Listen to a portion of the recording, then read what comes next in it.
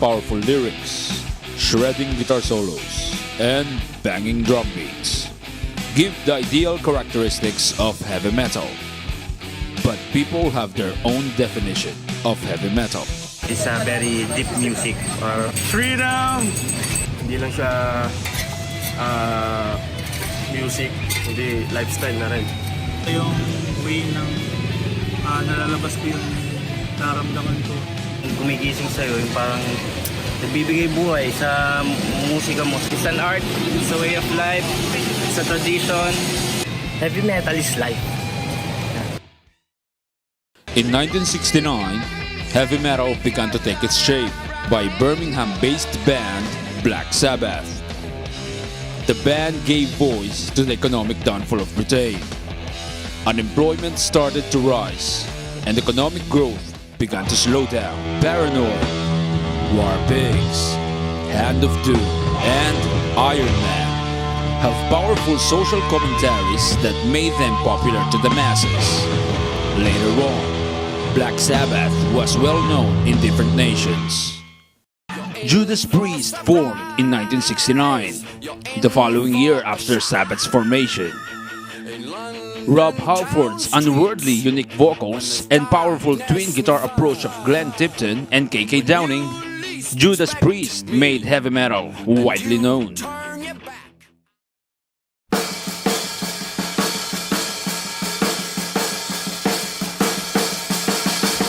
Led Zeppelin, Cream, and Jimi Hendrix. These legends are the contributors of the creation of rock band archetype. Loud, unpredictable, rebellious, and even dangerous. This generation of rock stars began to take the roots of typical form of heavy metal in the latter half of the 1960s. Heavy metal was first described in a print magazine called Cream by Lester Bangs. The term heavy metal first appeared in the lyrics of Born to Be Wild by Steppenwolf in 1968. And many of the rock critics in 1970s were using the term to refer to a specific style of music. The origin of the term heavy metal is widely ascribed to William Burroughs, a novelist of the 19th century. It refers to canon or to power in general terms, as it has been used to classify certain elements or compounds, referring to the phrase heavy metal poisoning.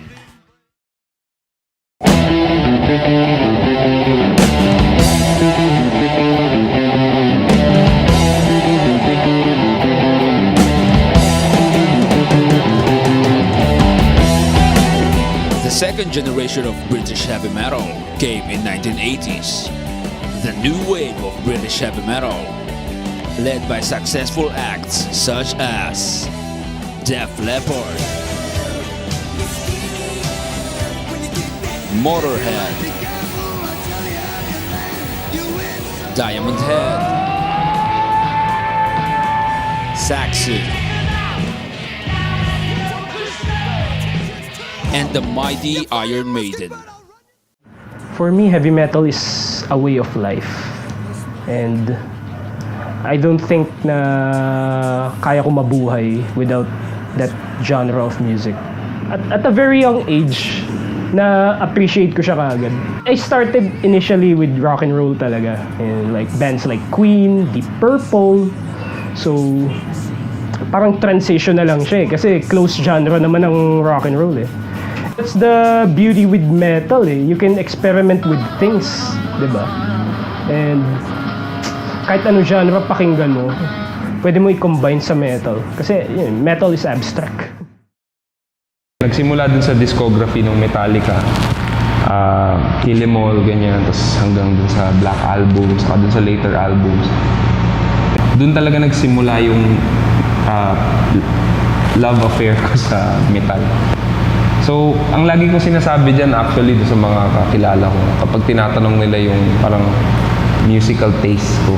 Ang sinasabi ko parati dyan, yung Guns N' Roses yung nagpasilip sa akin dun sa metal. Parang silip lang.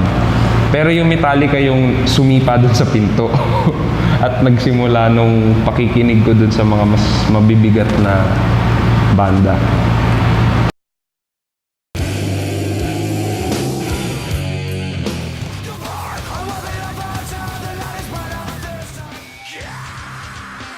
until various of subgenres were born, combining different elements of rock, hardcore, and metal.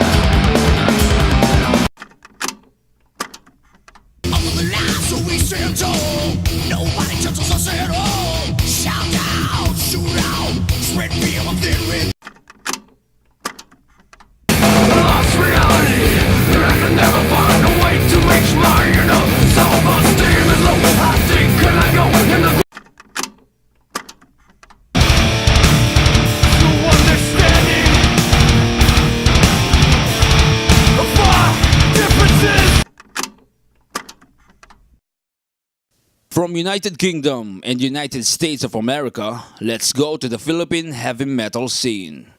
The Beatles gave the Filipinos a huge influence in music on 1963. In fact, rock music was popularized in the Philippines since Elvis Presley and Chuck Berry's 1950s era. Filipino artists such as Bobby Gonzalez and Eddie Mesa named the Elvis Presleys of the Philippines. Pilipinas medyo nahuhuli tayo that time. Wala pang internet nun, right? Wala pang YouTube. So, music magazines lang ang basihan natin nun eh.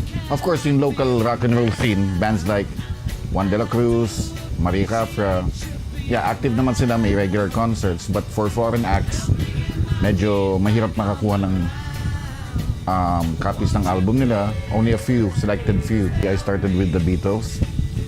And then, medyo nag-progress to more harder rock bands like Deep Purple, Led Zepp, Black Sabbath, Kiss, Alice Cooper. Actually, madami talaga. Playing in an amateur band during the younger days, college days, actually even high school days nag-start na. So we were covering songs by the Beatles, and then gradually nag-mutate na into harder rock sounds. So music by Kiss, Alice Cooper, and I also had a friend who was into folk music. So we combined folk music with rock music, Pinoy rock music. So we also played those tunes. There was an issue in music called the backmasking, especially in heavy metal and rock music, wherein the music is going to play backwards and the hidden message will be shown. To be specific, an evil message. A lot of bands actually use backmasking, but more of a sound effect. In the lyrics, it's more of a sound effect. Even Beatles did that. Now, the claim na it contains satanic messages, that one I do not believe. I do not believe na sinadya ng band yun. For me, it's more, it's how people want to interpret it. Sarili nilang interpretation yun eh. Just to, I would say, put a black mark on this kind of music. Remarkably, Razorback and Wolfgang brought heavy metal music in the Philippines.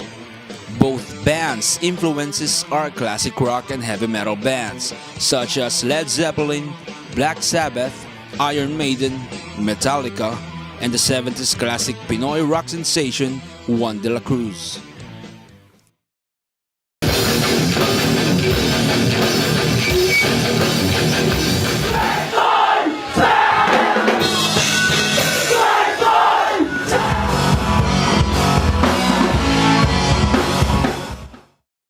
In the beginning of year 2000, bands such as Slapshot, Greyhounds, and Queso started a new era of heavy metal in the country. With Slapshot's banging nu metal style, Greyhounds mixed of funky hip-hop and aggressive screaming vocals, and Queso's combination of reggae and groove metal, the bands made impact to Filipinos and became the country's finest heavy metal bands. Limp Bizkit, Korn, Rage Against the Machine is yung pinaka-closest na common denominator namin as a group. Yun yung influence namin. I think yung avenue ngayon ng mga metal bands is mas malaki kasi ang daming, like for example, like yung Music Laban, yung Red Horse Music Laban, it caters to any type of music, walang discrimination. Marami dyan nanalo na metalcore. Sobrang daming nanalo, mabibigat na banda na ini-sponsor ng isang corporate sponsor. So I guess it's healthy and especially ngayon the internet and everything, so mas ano siya, mas malaki yung, mas malawak siya. 22 years na kami as a band, so na-experience namin yun noon tsaka ngayon. So I can say na mas madaming avenue ngayon to explore as a metal band at mas maraming opportunity ngayon as a metal band. We used to play sa mga Catholic school din, we've been to every places those 22 years and we've first-hand na experience namin yun. But at the end of the day, people would always have stereotypes. It's not for you to prove kung tama yun o hindi. Pero kasi kahit pop ka, I think kahit folk music ka if you portray kung ganun yung demeanor mo, it doesn't really matter. I think it caters to every single genre, kahit hip-hop ka, kahit rock, kahit nga easy listening ka kung you have that motivation to be devil or to di ba? Pero syempre, you can't please everybody. Everybody has their own opinion. It's just gonna be up to you kung how will you accept it. So. Philippines has its biggest annual heavy metal concert held in Amoranto Stadium, the Pulp SummerSlam. There are estimates of 25,000 to 30,000 attendees yearly.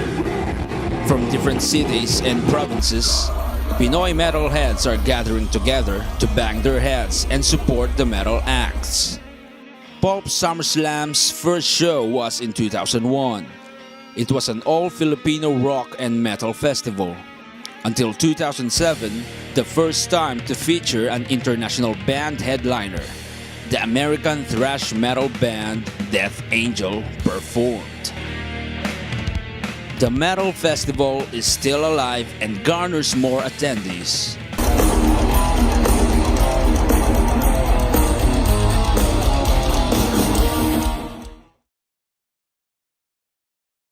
A lot of the rock and roll uses a lot of satanic, look at the names of some of these metal, Judas Priest, Black Sabbath, Pantera. For centuries, some people generalize heavy metal as satanic music and believe that all people who listen to heavy metal are drug addicts and alcoholics. Clearly, that is because of the images of rock stars involved with drugs and alcohol. Satanic or kahit anong masama na pwede nilang ibato sa atin. So yun yung pinaka parang worst or pinaka parang bilang racist sa pagiging isang metalhead. So it's not true dahil hindi naman ito religion so or hindi rin ito about your act, hindi ka pwedeng mahusgahan by your music. Iba yung pagkakatingin nila at pagkaka-appreciate nila sa pagkatao mo kasi ba't ganyan yung looks mo, bakit ganito ka, bakit parang iba yung tutugan mo, ba't di ko masakit yung tutugan mo. Siyempre hindi talaga nila maintindihan kasi wala sila dun sa place na kumaga yung pinagdaanan mo. Pero once na napakinggan nila yung musika at na-appreciate nila yung music, doon nila ma-recognize yung kumbaga yung behavior ng music sa kanila. Pag sinabing metal, alam na nila maingay. Diba? Hindi nila nakukuha yung message saka yung... Kasi hindi sila pumaabot dun sa paano ginagawa yung song. Saka, ayun nga, hindi naman Siyempre, stereotypical na pagtingin. Kunyari, may tattoo, gano'n. Sabihin, ano na, addict, di ba? Pag long hair, di ba? Heavy metal is a genre of music and has a large number of subcultures. In fact, in Sao Paulo, Brazil, there is an evangelical church called Crash Church, where heavy metal is used as a music for worshiping God. In Finland, there is a metal mass in church who combines the love of God with their enthusiasm for heavy metal music. Founded by Pastor Haka Kekalainen.